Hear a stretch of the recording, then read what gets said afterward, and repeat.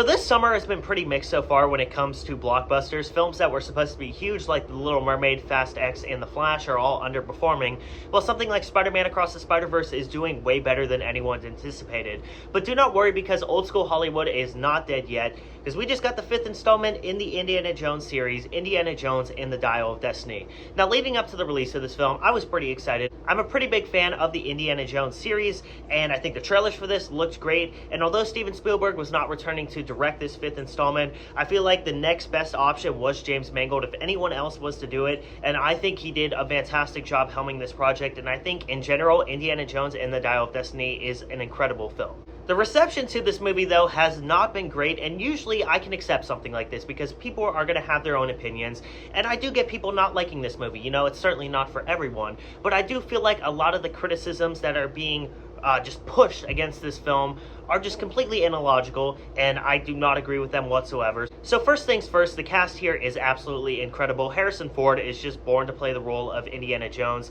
Here we see him playing a much different version of the character, one that is very broken and is entering the last stage of his life, and there's a great arc in this movie of him coming to the realization that just because he's older and he can't do some of the things he used to be able to do, it doesn't mean he has to waste away the rest of his life, and there's always time for him to embark on another adventure.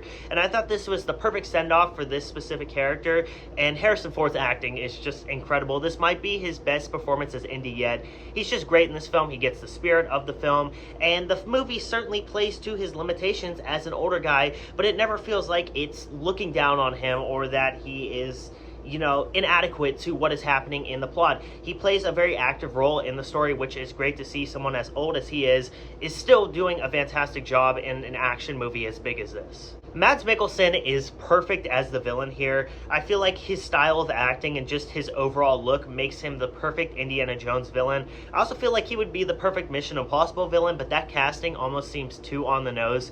But still, he is just incredible in this film. I thought his motive was great, and he was just a very, you know, memorable and entertaining villain to watch on screen. He had a great dynamic with Indiana Jones that goes way back into the past. There's a prologue in this film where we see a young Indy, and that was really cool. I thought they did a great job setting up the story to come as well, and it just adds to the epic scale of this movie. I also like Phoebe Waller-Bridge quite a bit in this movie. I thought her character was very interesting. I loved her dynamic with Indy.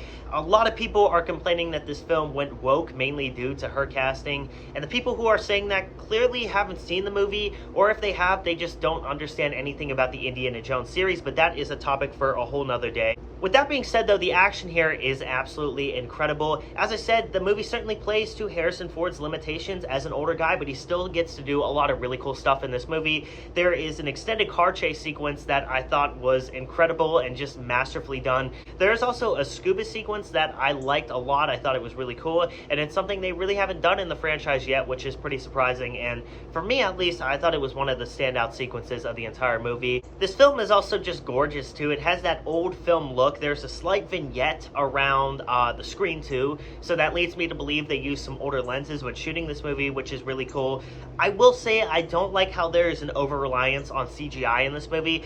I don't think it looks bad at all. It looks way better than your average MCU film. But with a series that has prided itself on being practical and a throwback to old serials from like the 40s that Steven Spielberg loved growing up, this just feels a little too heavy with the CGI. Granted, I think it looks good for the most part. Some of the de-aging here and there in that prologue doesn't look great, and we aren't at the level yet where, you know, de-aging can really just look like a normal person. It is noticeable. It's still great that they were able to do that, and it is a really cool sequence.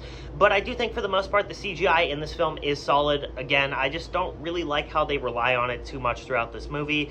The ending twist is also something that has stirred up a lot of controversy with this film. A lot of people are not a fan of it. Me personally, I thought it was fantastic, and it just made me love the movie even more. At a certain point, like the 2-hour mark, I was enjoying the film. I thought it was great, and this twist just added a whole new element to the film that just solidified this as an instant classic in my eyes, and one of the best movies of the year so far.